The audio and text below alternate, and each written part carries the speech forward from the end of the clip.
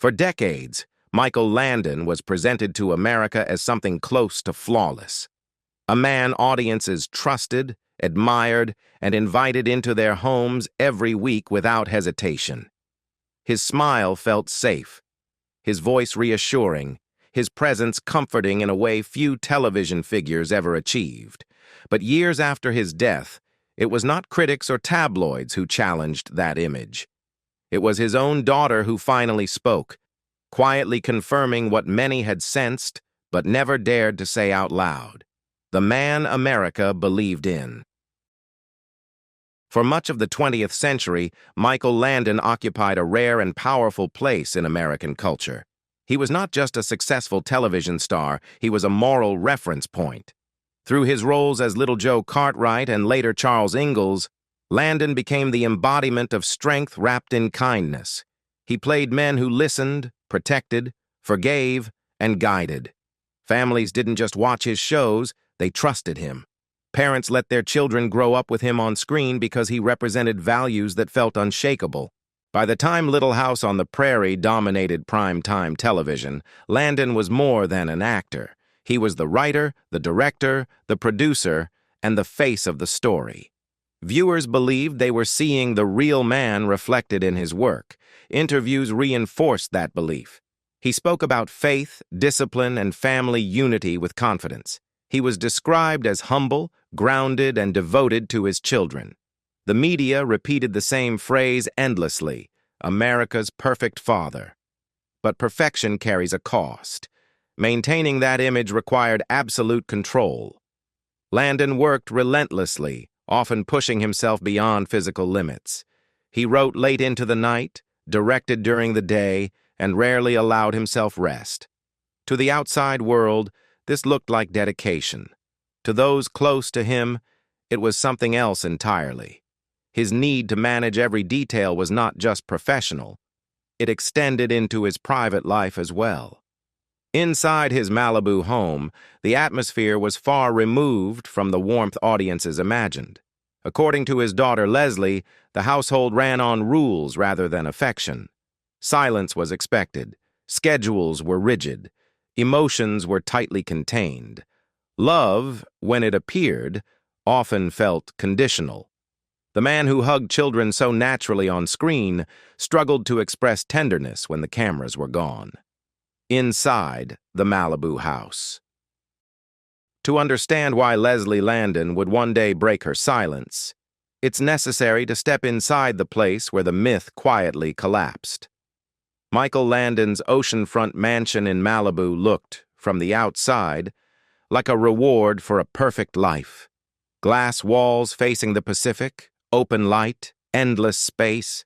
But for the family living inside it, the house felt sealed off rather than free.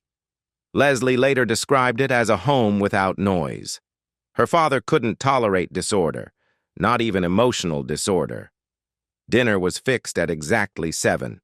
If someone arrived late, their empty chair remained untouched, a silent reprimand. No one spoke while he ate. When Landon finished, he set down his knife, gave a small nod, and the meal was over. The family dispersed quietly, careful not to disturb him. There were no arguments, no raised voices. There didn't need to be. His disappointment carried more weight than anger ever could. He expected his children to live up to the standards of the man he portrayed on television. Leslie recalled being made to rewatch episodes of Little House on the Prairie, then asked how Charles Ingalls would have behaved in a given situation. It wasn't framed as punishment. It was framed as instruction. But to a child, it felt like an examination she was constantly failing. Love was measured in compliance. Landon's days began before dawn. He woke around 5, jogging along Point Dume Beach, often with a cigarette already lit. When he returned, he went straight to his desk. Neighbors later remembered the upstairs light staying on deep into the night. Through the window, they could see his silhouette hunched over a typewriter, scripts scattered, a glass of bourbon within reach. Writing, drinking, rewriting, the cycle rarely stopped. Leslie would later say she believed her father was afraid of stillness because stillness meant facing his family and perhaps himself. His second wife, Lynn No, struggled under the weight of that control. Friends recalled moments when she simply broke down, confessing she felt she had no space to breathe. At one point, she took the children away for several weeks, trying to escape the suffocating atmosphere. When she returned, Landon told her calmly that things would be better if she didn't leave again. The message was clear. From that moment on, no one left without his approval. Leslie remembered bringing home a poor grade once. Her father didn't yell. He didn't punish her. He looked at her quietly and said, "I'm disappointed. I thought you could do better." That was all. The words stayed with her far longer than any shouting ever could. She later admitted she almost wished he had raised his voice. Silence made her feel smaller. Fear behind the camera. When Michael Landon left his Malibu home and stepped onto the studio lot, he brought the same need for control with him. By the mid-70s, the set of Little House on the Prairie was no longer just a workplace. It was his territory. As star, writer, director, and producer, Landon held near absolute authority. Every storyline, every performance, every decision passed through him. Crew members later said his presence was announced not by sound, but by silence. Conversations stopped, bodies stiffened. A technician recalled that the atmosphere shifted the moment Landon arrived. He didn't shout. He didn't have to. If a scene disappointed him, he would halt filming, drop the script, light a cigarette, and turn away. The set froze. Minutes could pass without a word. While Hollywood was becoming more relaxed, Landon ran his set like a command post. He controlled lighting, pacing, even the expressions of child actors. Mistakes meant endless retakes. Tempers flared, microphones were thrown, and filming stretched hours past schedule. During breaks, he sat alone, cigarette in hand, coffee cup nearby, often suspected to contain bourbon. Smoke and alcohol followed him everywhere. The contradiction was stark. On screen, Charles Ingalls preached patience and restraint. Off-screen, Landon was volatile and unpredictable, capable of laughing one moment and rewriting scenes the next. For child actors, his silence was the most frightening thing of all. When he smiled, they felt safe. When he went quiet, fear took over. No one left. Everyone knew why. Little House was Michael Landon's world. Favor meant opportunity. Displeasure meant disappearance. One writer later said the rule was simple: never disappoint him, not even once. The scandal that broke the myth. By the early 80s, Michael Landon had reached a level of power few television figures ever achieved. He controlled his shows, commanded loyalty on set, and remained adored by audiences. From the outside, his life looked untouchable. But inside that carefully managed world, a quiet fracture had already formed. While Little House on the Prairie entered its later seasons, Landon began spending increasing amounts of time with a young makeup assistant named Cindy Clerico. At first, no one paid attention. She was simply part of the crew, barely out of her teens, doing her job. But over time, people noticed patterns. She was always nearby. She brought him coffee in the mornings. They ate together during breaks. Long after filming ended, their dressing rooms remained lit.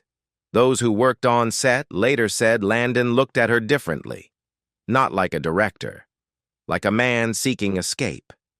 He smiled more when she was around.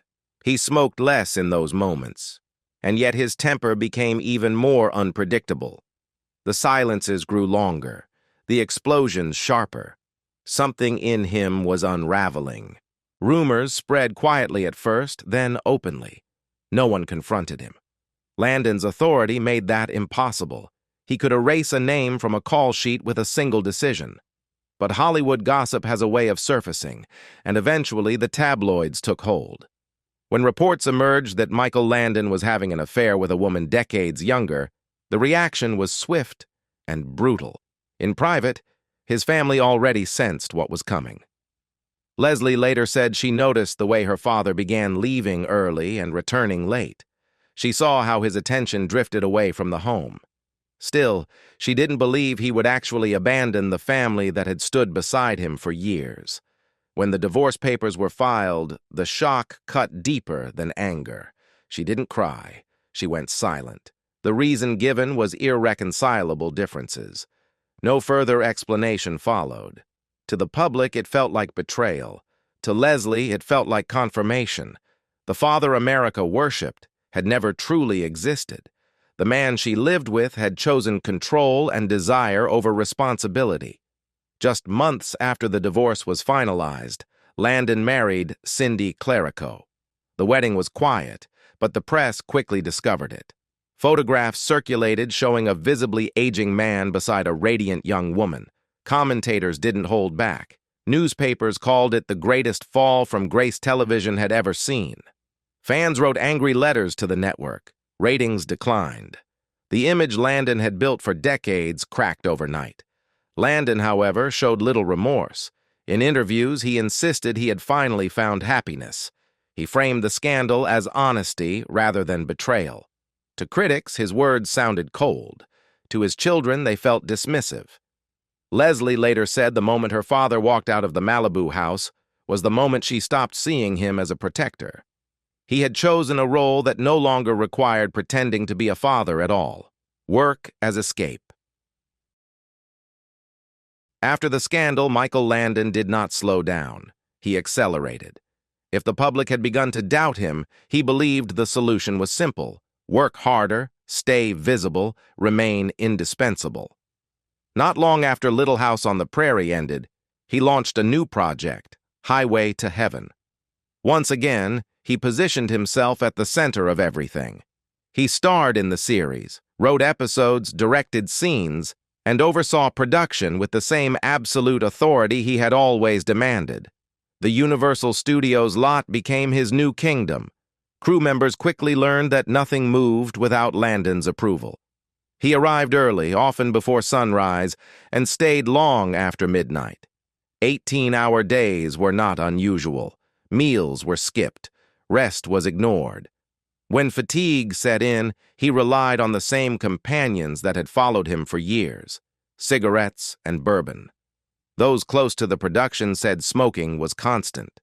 One cigarette lit the next. The studio air was thick, his cough familiar. Alcohol, too, became more visible. He carried it discreetly, sometimes hidden in a coffee cup, sometimes not.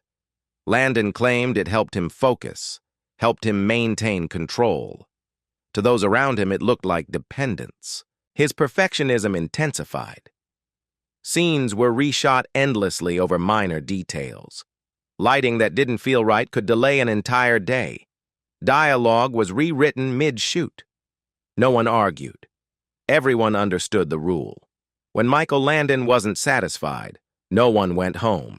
He could be moved to tears by an emotional moment, then turn volatile seconds later. Colleagues described him as brilliant and exhausting, inspiring and frightening in equal measure. At home, the pattern continued. Evenings were spent reviewing footage, making notes frame by frame. His third marriage, instead of bringing balance, became another structure he controlled. Friends said Cindy Clerico often tried to calm him during outbursts, but no one truly could. Landon listened only to himself. The truth at the end. In the spring of 1991, the man who had spent his life outrunning silence could no longer ignore his body.